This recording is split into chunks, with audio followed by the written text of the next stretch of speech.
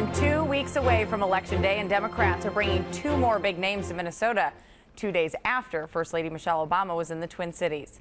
Today, former Secretary of State Hillary Clinton will be here along with Vice President Joe Biden. Clinton will lead a Get Out the Vote rally at Macalester College. Doors open at 3, and the event is free and open to the public.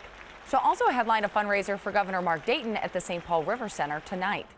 Meanwhile, Vice President Joe Biden hosted a domestic violence rally this morning in Duluth. Then he's heading to Hibbing Community College to host a rally for Congressman Rick Nolan, who's facing off with Republican Stuart Mills. Stick with WCCO for continuing campaign 2014 coverage of both events throughout the day. You'll also want to be sure to tune in Sunday morning. We're hosting a debate between the candidates running for Senate, Democratic Senator Al Franken and his Republican challenger Mike McFadden. Pat Kessler and Esme Murphy will host the conversation. And we want to talk about issues you think are important. Submit a question you'd like us to ask at WCCO.com, and then make sure you watch Sunday live at 10 in the morning. The Weather Watcher is glowing red. Warmer weather is just ahead, and we mean quite a bit warmer, at least for this time of year. Kylie Bierce is live on the WCCO rooftop. Yeah, and it's a pretty nice day out here. Not nice enough that I'm able to be out here in short sleeves. It is October after all, but the sun is out after kind of a gloomy start to the day, and the temperatures are on the rise, although taking a little while to get there. We are inching our way closer to 60 degrees, 59 right now with that nice red Weather Watcher. We all love to see that after a cool morning. So temperatures across the state, we have reached into the 60s in a couple of areas, especially in southwestern Minnesota, and taking a little bit longer on the eastern side of our viewing area.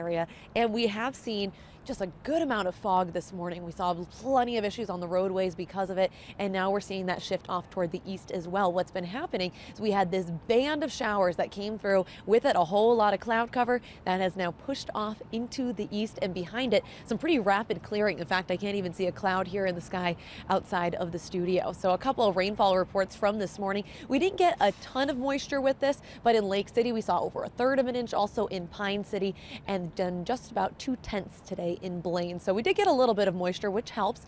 For today, 68 degrees. Tomorrow, 70 and sunny. These next 3 days looking fantastic. And that's why I showed you those three, because changes are on the way for Sunday night. I'll let you know more in just a few minutes. Well, if it's that good on the weekend, I think we're fine with what's to come. I think so too. Kylie, thank you. Canadian Prime Minister Stephen Harper paid his respects to a soldier killed yesterday. He visited the country's National War Memorial in Ottawa, where the man died before the gunman stormed Parliament. Harper laid a wreath at the scene of the shooting. He's calling the shooting the country's second terrorist attack in 3 days after 2 soldiers were run over in a parking lot Monday. Like the suspect in yesterday's shooting, the man was a recent convert to Islam. Investigators tell us that Michael Zihaf Bibo was the only gunman in yesterday's attack. Parliament Sergeant at Arms Kevin Vickers shot and killed the man. A former Mendota Heights tennis coach accused of having a sexual relationship with a student has been arrested again. Daniel Hubbard Wilson has been charged with violating a harassment restraining order against him. This charge carries a maximum sentence of 5 years in prison. Earlier this month, the 27-year-old was accused of having a sexual relationship with a teenage student. That criminal complaint said that a sexual relationship started with a 15-year-old girl in 2013 and then escalated after her 16th birthday. Official charges, though, have not been filed. The victim told police he was involved with other girls as well. As part of a legal settlement last week, 17 more priest names accused of sexually abusing minors has been released by the Archdiocese of St. Paul and Minneapolis. The names were jointly disclosed by the Archdiocese and attorney Jeff Anderson and Associates. Of the 17 names, 9 are the subjects of substantiated abuse claims within the Archdiocese. The remaining 8 were priests or other dioceses or religious orders. The Archdiocese says most of the reported incidents of abuse occurred in the mid-1950s. A statement released by Jeff Anderson and Associates called this a big step forward and said, quote, "The more that is known about these offenders and their histories, the safer our community becomes. This is just the beginning of a plan for full disclosure." We do have a full list of names released at WCCO.com.